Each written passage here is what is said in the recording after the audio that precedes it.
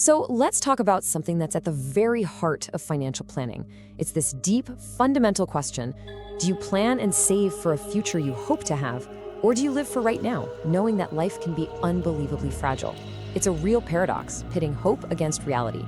And to figure it out, we've got to look at two very different and very human stories.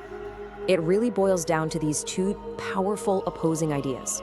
On one hand, you've got the gut-wrenching regret of a man who lived long enough to see his past mistakes compound into a massive weight he carries every single day. But on the other hand, you have the profound grief of a man who's seen so many futures just disappear that he can't bring himself to trust in some far-off plan.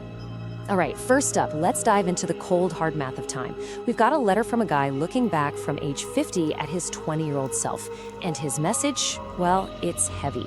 It's filled with the undeniable, almost crushing cost of doing nothing. And what's so powerful here is just how raw this warning is. I mean, when you're 20, you feel like you have all the time in the world, right? You feel invincible. But from where he's standing now at 50, he sees that every year he waited wasn't just a missed chance. He was actively throwing away the single most powerful tool he had for building wealth. This is where it gets real. You know, it's one thing to have a vague feeling that you should have started earlier. It's a whole other thing to actually sit down and do the math. When he finally calculated the power of compounding he missed out on, how even a little bit of money can explode over time, that vague regret turned into this tangible, crushing weight. So what exactly did he do wrong? He lays it out for us, and it all comes from the same place. Picking short-term wins over long-term security. He was chasing the hot new trend instead of building a solid system. He'd celebrate small wins by spending the money. And this one is huge. He was buying temporary comfort, like a nicer car or apartment, instead of buying his future freedom. He got caught in that classic trap of saying, "I'll start when I earn more," a thought he now calls incredibly dangerous. Okay, but that's just one side of the coin, right? Now we have to face that powerful counter-argument. What if you don't make it to 50? What if all that saving, all that discipline is for a future that never even shows up? For some people, this isn't just a hypothetical fear. It's a painful, lived reality. And boom, this one comment from a guy named Vladimir it cuts right to the heart of this whole paradox.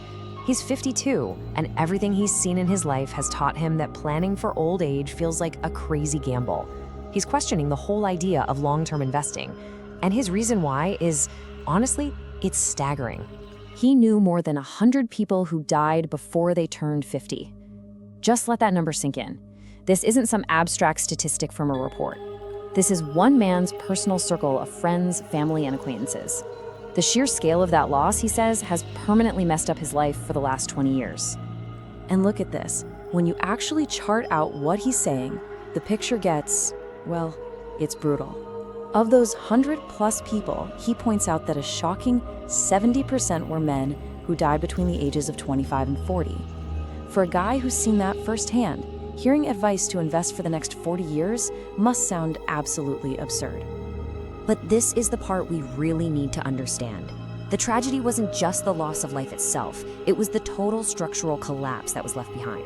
Vladimir saw exactly what happens when someone dies out of the blue. Kids are left without their main provider, families are suddenly drowning in debt, and businesses just fall apart. An emotional nightmare is immediately followed by a financial one. So, where does that leave us? How do we possibly square these two realities? How do we honor both the regret of a long life that wasn't planned for and the painful truth of a short one? Well, the answer isn't to pick a side. The answer is to completely change our reason for building wealth in the first place. It's about redefining what wealth even means. See, true wealth, it isn't just about having a cushy retirement at 80. It's about creating a safety net. It's a protective system you build to shield the people you love, your partner, your kids, from the chaos when things go wrong. And that idea directly addresses the painful things Vladimir saw happen. And this is the beautiful part. This is where it all clicks into place. Look at how this works.